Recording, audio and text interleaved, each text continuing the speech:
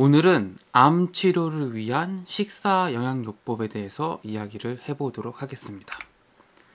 참고 도서는요, 암 치료와 전이, 재발 방지 및 예방을 위한 암의 식사 영양요법이라는 책이고요. 이 책의 저자는 곽기홍 약사님입니다. 전국을 돌면서 유명 한의사, 약사, 스님 등으로부터 자연의학을 사사받았습니다. 네, 오늘 이야기해볼 주된 주제는 거순요법입니다. 아마 암을 이제 가지고 계신 분들은 이 거순요법에 대해서 한 번쯤은 들어보셨을 것 같고요. 또 한 번쯤은 뭐 비슷하게 좀 시도를 해보시지 않을까 싶은데요. 이 거순요법을 이제 왜 하는지, 어떤 접근법인지, 뭐 어떻게 하는지, 뭐 이런 것들을 한번 이야기해 보도록 하겠습니다. 일단은 이 암을 치료하기 위해서는 암세포를 어떻게 바라보느냐가 중요합니다. 암의 원인을 어떻게 바라보느냐에 따라서 그 치료법이 달라질 수 있기 때문이죠. 이 거순 박사 같은 경우에는 암세포를 어떻게 봤냐?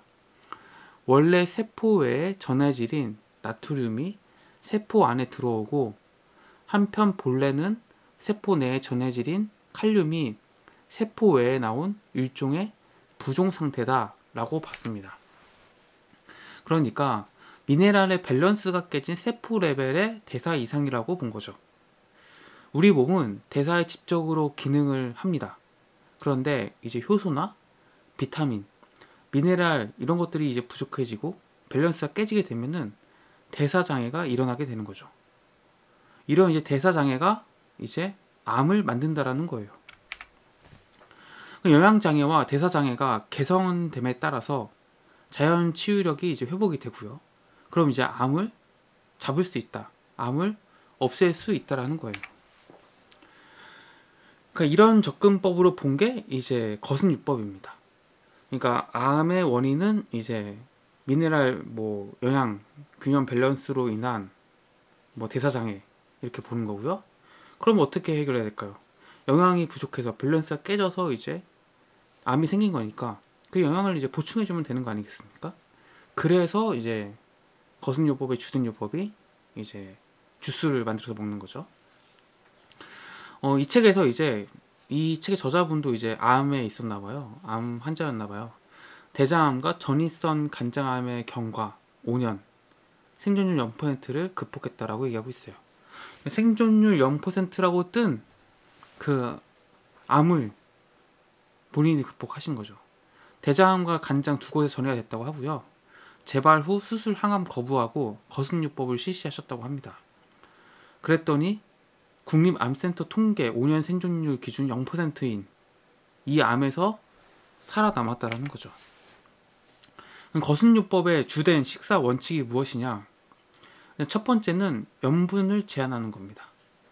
암세포는 나트륨에 의한 이제 부종 상태라는 거죠.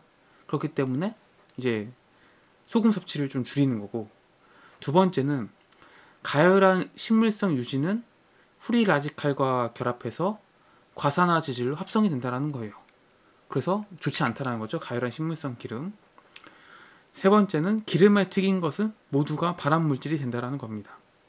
그래서 가열을 해도 과산화 지질로 합성이 됩니다. 네 번째, 암세포가 좋아하는 것은 무엇이냐? 동물성 단백질 함유 아미노산, 화학적 단분을 좋아한다고 합니다. 그래서 여러분들이 뭐 동물성 단백질 혹은 화학적 단분, 이제 화학적 설탕 이런 거죠. 이런 것들 드시면은 이제 암을 키우게 되는 거죠.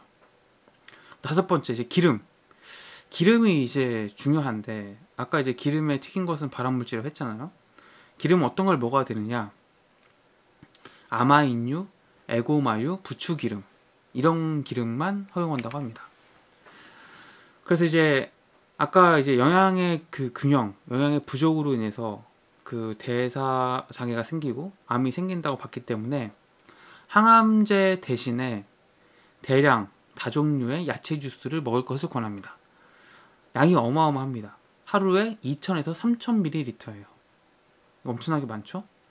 이 야채 주스 속에 들어있는 각종 이제 파이토케미컬 이런 것들이 이제 영양을 보충하게 되고, 그러면 이제 암은 이제 해결이 된다는 거죠. 그리고 될 수 있으면은 현미나 야채 이런 것들은 농산물이죠. 국산의 무농약, 유기 제외된 것을 써야 한다고 얘기하고 있어요. 처음 2, 3년은 이제 엄격하게 이 거슴요법의 그 원칙에 따라서 하셔야 되고요. 그 후에는 서서히 조금씩 완화해도 된다라고 얘기하고 있어요. 조급한 안심은 금물이다 라고 얘기하고 있습니다. 그럼 이제 암이 왜 낫지 않고 재발하는 경우는 왜 재발하느냐. 이제 거슴 박사에 의하면은 암은 전신의 영양장애, 대사장애입니다.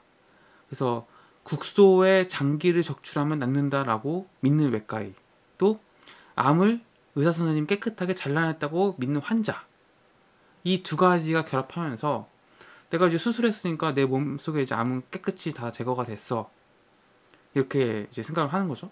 그러니까 이제 뭐 원래 먹던 대로 먹고 암이 좋아하는 음식들 먹고 이렇게 하다 보니까 암이 다시 또 커지게 되는 거죠. 그럼 이게 그게 재발이 되고 전이가 되는 거겠죠. 그래서 이 수술을 통해서는 눈에 보이는 커다란 암들은 칼로 도려낼 수 있겠죠. 하지만 눈에 보이지 않는 암세포들이 이제 내 몸 안에 남아 있겠죠, 당연히. 그런 것들을 다 수술로서 깨끗하게 제거할 수는 없는 거죠. 그래서 이제 방사선이나 항암제를 통해서 수술로 암을 도려내고 나머지를 이제 다 잡는 거죠. 근데 이제 많은 사람들은 나 수술했으니까 암 이제 제거했고 난 이제 암이 없어 라고 믿기 때문에 이제 과거에 살던 대로 다시 사는 거죠. 그럼 그 과거에 살던 대로 했던 방식이 암을 만드는 건데 그럼 이제 어떻게 되겠습니까? 이게 그러면은 재발 전이가 일어날 수밖에 없게 되는 거죠. 그럼 이 거슴요법은 어떤 암에 유효한가?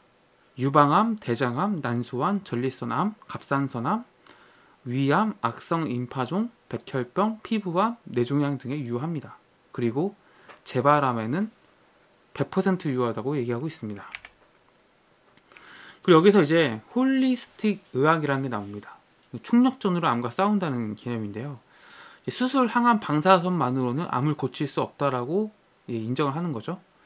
뭐 수술 항암 방사선을 하지 말자 내지는 뭐 수술 항암 방사선은 효과가 없다 이런 게 아닙니다. 수술 항암 방사선만으로는 내 몸에 있는 암을 깨끗하게 제거하는 것이 어렵다라고 인정을 하는 거예요. 그래서 이제 수술 항암 방사선을 하되 수술 항암 방사선을 하셔야 되고요. 그리고 여기에 영양요법, 면역요법, 심리요법 이런 것들을 함께 하는 홀리스틱 의학으로 이 암을 치료해야지만 내 몸속의 암이 깨끗하게 제거될 수 있다는 겁니다. 그래서 반의학적이거나 반과학적인 뭔가 자세로 접근을 하는 게 아니라 의사와 함께 내 몸속의 암을 완전히 없애는 협력하는 공존, 공영의 자세, 태도로 암을 접근해야 된다는 겁니다. 그래서 오늘 이제 결론은 이제 우리가 이제 보통은 이제 수술 항암 방사선 이제 위주로 하게 되죠. 물론 그것부터 하는 게 맞습니다. 하지만 그것만으로는 완의 근본적인 치료가 어려울 수 있다. 그래서 영양요법이라든지 심리적인 요법들을 해야 된다는 거고요. 이제 막스 거슨의 이제 그 치료법, 어떻게 뭘 먹어야 되는지 이런 것들은 제가 다음 영상을 통해서 말씀을 드리겠습니다.